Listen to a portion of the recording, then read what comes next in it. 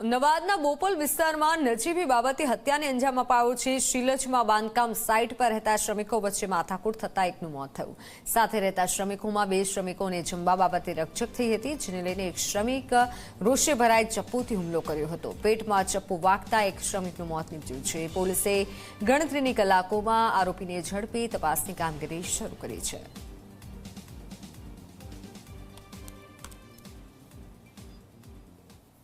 જમવા બેસવામાં જમવા બાબતે અંદરો અંદર રકઝક થયેલી અને તેમાં જે મરણ જનાર છે રામુ કુશવા તેની હત્યા નિપજાવેલી છે। આ સમગ્ર ઘટનામાં જે આરોપી છે વિષ્ણુ કુશવા તેનો માસી ભાઈ થાય છે અને તેમને જમવા બાબતે અંદરો અંદર જે રકઝક થઈ તેમાં વિષ્ણુના હાથમાં ડુંગળી સુધારતી વખતે જે છરી હતી એ છરી તેણે રામુના પેટમાં મારીને તેની હત્યા નિપજાવેલી છે।